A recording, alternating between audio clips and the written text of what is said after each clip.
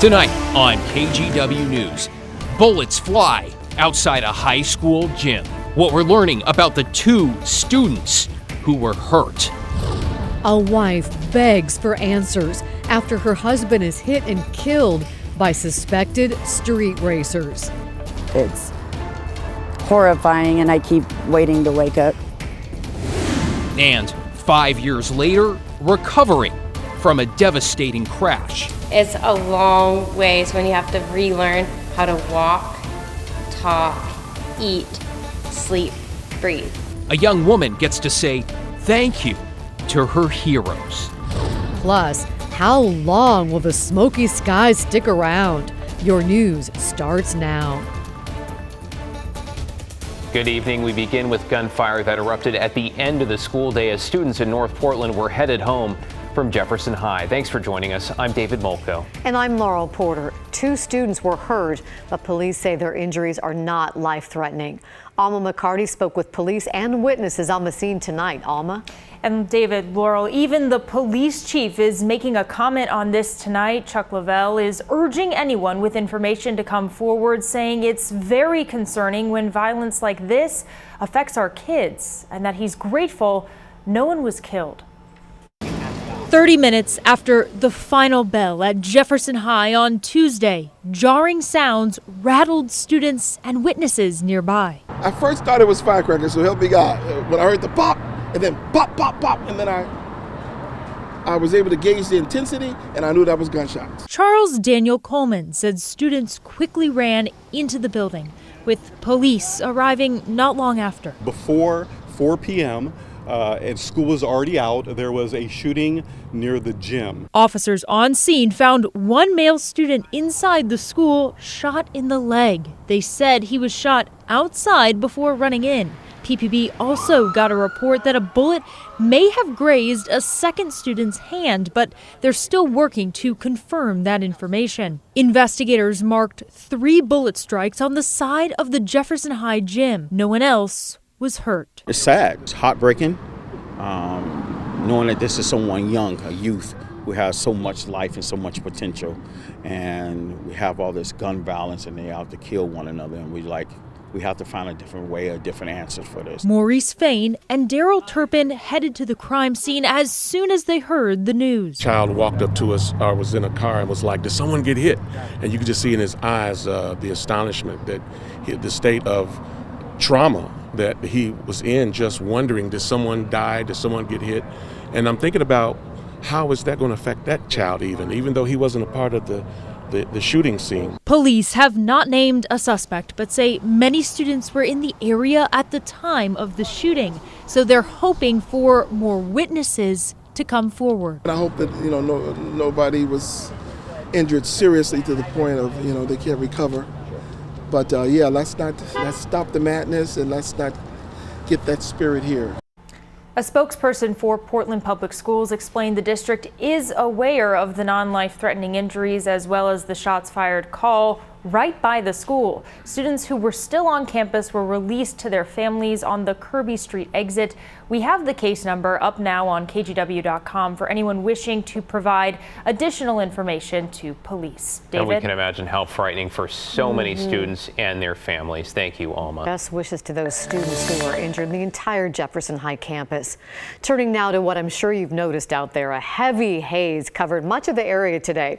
Wildfire smoke combined with fog to make it especially thick early today. And here's a look at the smog both this morning and what remained during sunset this evening. And tonight, a big section of Oregon and Washington remain under an air quality advisory. Let's bring in Chief Meteorologist Matt Zaffino. Matt, no two ways around this. This is really ugly. How long until it kind of all blows away? Yeah, it's not great. It's not as bad as it was 2 years ago in 2020 when we had those massive fires filling up the entire Willamette Valley. But we've got the worst air quality in the nation right now here in the Northwest. No surprise with our proximity to the wildfires and the smoke. Looking over downtown Portland right now, even that shot looks a little bit hazy. And the fog is going to thicken up again overnight, and the smoke combined with it, you'll smell it, you'll feel it. Some people even say they taste it. It's 58 degrees right now in Portland, but the air quality is not great. The red dots mean it is unhealthy air. That means the AQI is really high, up over, I think, 150 or 200. It's got a little bit better in some of the sites. to the west and to the south, but Salem has unhealthy air over by Mill City, unhealthy air, same up in Clark County. And if we extend the map out, it's not just us. Up in western Washington, all throughout the Seattle area, really unhealthy air as well because of their proximity to the wildfires in the Washington Cascade. So our air quality warning continues until Thursday at 6 p.m. That's when things are really going to begin to improve during the day on Thursday. But look at the smoke model for tomorrow. We get this little plume coming off the Nakia Creek fire right over the Portland area tomorrow evening. So while it may thin during the day, it may also thicken up because east winds are continuing to blow above us. You may not feel it on you, but there's east wind above us, and that's transporting the smoke our way. Then here comes the clearing of the smoke Thursday morning and Thursday night. You're going to stay smoky tonight and tomorrow, but those light east winds may thin it out a little bit in the morning, and then it's really going to clear as we go into Thursday, and the rain arrives after that. Guys? All right, thanks, Matt. You mentioned the Nakia Creek fire there. Fire officials crediting some dense fog today and light winds with helping them make substantial progress in Clark County. It's burned just under 1,800 acres. It's now up to 12% contained. That's up from 5 yesterday. Evacuations also down dramatically. Investigators, though, still asking for help with what they're calling a vehicle of interest, a white or light-colored Subaru that was parked in a clearing of trees near where officials believe the fire sparked. And that was back on Sunday, October 9th. Investigators say the people associated with that vehicle, 2 men and 2 women, were possibly shooting off fireworks. To get you caught up on tonight's other headlines, a man is accused of exposing himself at a Sherwood apartment complex. Police arrested Armando Cervantaliviero, who they say was looking inside several windows at the Sunfield Lake Apartments. Then they say he was caught exposed outside one of the windows. Investigators are worried he may have done this to others, and they're asking other possible victims to come forward. An update tonight on a murder in the Hazelwood neighborhood last month. Investigators have identified the victim here as 35-year-old Dusty Baker of Vancouver. Portland police say Baker was shot on September 30th along Southeast 148th Avenue. They have arrested a suspect in this case, a Stephen Toel, who's in jail now and facing second-degree murder charges. And another company is moving its workers out of downtown Portland. Columbia Sportswear is moving its Sorel brand office to its Washington County campus. The current office is above the Columbia Sportswear flagship store on Southwest Broadway and Taylor. The company moved the Sorel workers there in 2016. The CEO said after that there were concerns about employee safety, but Columbia did not mention safety concerns in its latest announcement and said the move was about growth. All right, here we go. We are just 3 weeks away from election night and about 20 hours away from the final debate in the race for Oregon governor, hosted by KGW News and The Oregonian. It's a critical opportunity for voters to see where the candidates stand, as many are still making up their minds on who to vote for. Catherine Cook shows us where the numbers stand now and what issues could make a difference in these final weeks. There's lots of important races that'll have lasting impact in Oregon. Perhaps none more so than Oregon's gubernatorial race. And John Horvick, I'm a pollster, is paying very close attention. Horvick is senior vice president at Portland firm DHM Research. Last month, they released a poll commissioned by The Oregonian showing where the candidates stood. Republican Christine Drazen led with 32%.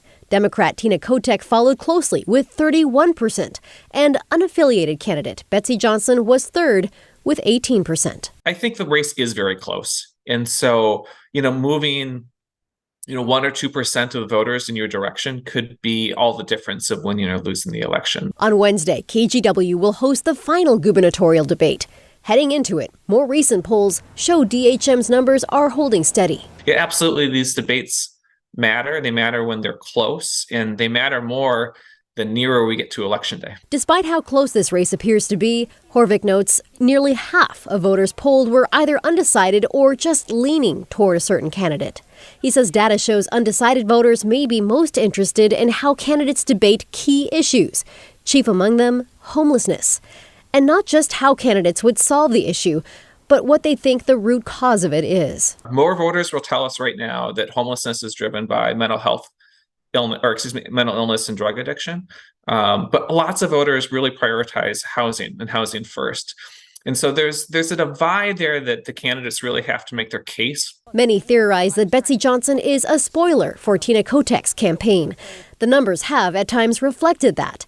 The DHM poll showed that Republican voters accounted for about 71% of Christine Drazen's support, whereas Democratic voters accounted for about 60% of Tina Kotek's support. And some of that difference there is that Johnson seems to be pulling a little bit more from Democrats. That can, of course, change these next few weeks. We'll see. Horvick says it's unlikely they will release new poll numbers before Election Day. He suggests now it's up to voters to do their part. Watch the debate, research, and of course, vote. Laurel. Thank you, Catherine. Again, that final debate happens tomorrow night at 7 p.m. right here. David and I hope you'll join us and our partners at the Oregonian. And you can watch it live on all of our platforms, including our website, KGW Plus, which you'll find on Roku or the Fire TV app. I'm really excited about this. Okay, just a reminder, you have less than an hour to register to vote in Oregon. This is important. The deadline is tonight before midnight, so you're going to want to head to OregonVotes.gov. OregonVotes.gov to register or update your details like your address. So in Washington, the online and by mail registration, I should say, you see it there, October 31st, Halloween. If you miss it, in Washington only, you can register to vote in person at your county elections office through election night, which is Tuesday, November 8th. And I have to tell you, this next story is a really, really tough one for all of us here at KGW. It is with heavy, heavy hearts that we share this next piece of news, because our Oregon governor's debate tomorrow and our election coverage this year just won't be the same. No, it won't. Bear with us here, because this is a loss that impacts all of us here at KGW deeply. Our longtime political analyst, Len Bergstein, has passed away. Now, Len was a constant figure in our political stories and coverage, a mentor and teacher to many of us, myself and Laurel included here, and really a wealth of knowledge who cared so much about the state of Oregon and its people. Len moved here from New York back in 1972. He left his middle school teaching job to start a career as a political strategist. Spent a decade working for elected leaders, including former Portland Mayor Vera Katz. And in the 1980s, Len also started his own political consulting business. Len was going to be a part of our election night coverage in November. We always look forward to it. We will all miss him so deeply. And I know you, our viewers, will too. We send our deepest condolences to Len's family, friends, and want them to know how much all of us here at KGW loved him.